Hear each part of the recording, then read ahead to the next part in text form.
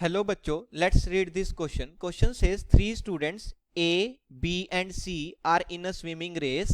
A and B have the same probability of winning and each is twice as likely to win as C.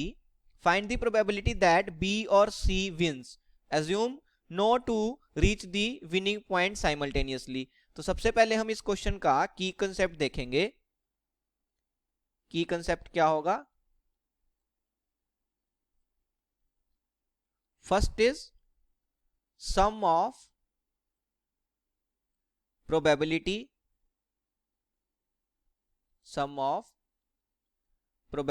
of all events is 1. Second, probability of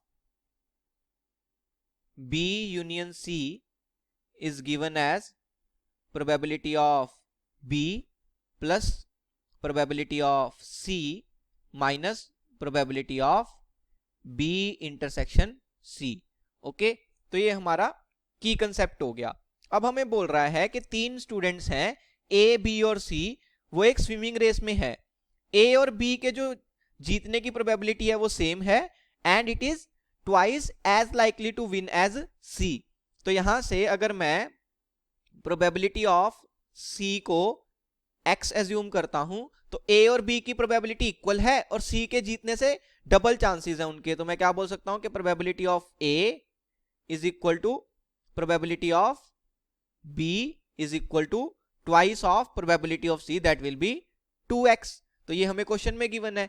next बोल रहा है assume no two reach the winning point simultaneously, means कोई भी दोनों एक साथ तो नहीं पहुंचेंगे. तो तीन ही पॉसिबिलिटी है कि या तो A जीतेगा या B जीतेगा या C जीतेगा. तो टोटल तीन पॉसिबल इवेंट्स हैं.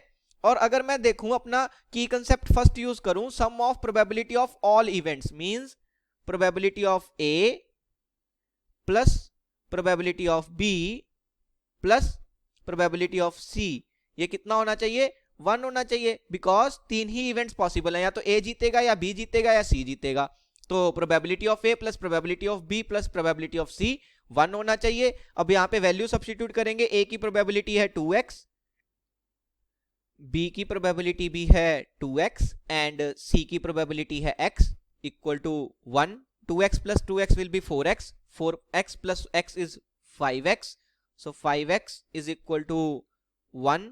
तो यहां से x की वैल्यू कितनी आ गई? 1/5 आ गई. x की वैल्यू कितनी आ गई? 1/5. This means probability of C is nothing but 1/5 और B की probability इसकी twice हो जाएगी. So probability of B is 2/5.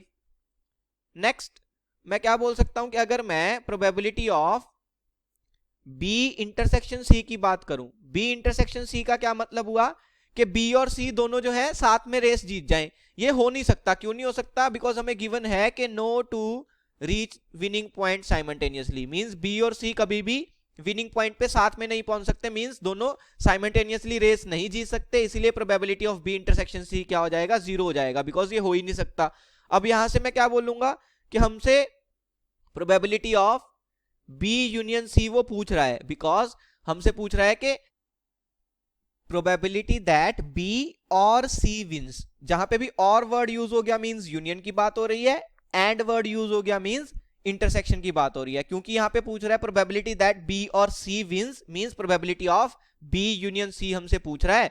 तो हम सेकंड जो हमारा की कंसेप्ट है वो यूज कर लेंगे. तो probability of B union C is probability of B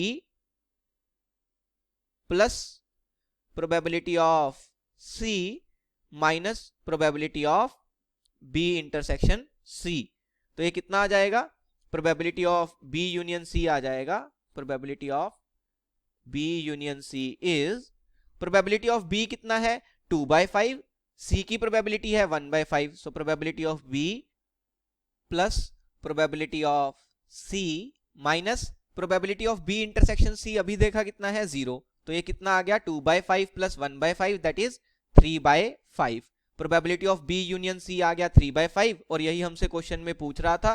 तो मैं क्या बोल सकता हूं कि 3/5 is my final answer. Hope you understood it well. Best of luck. Thank you.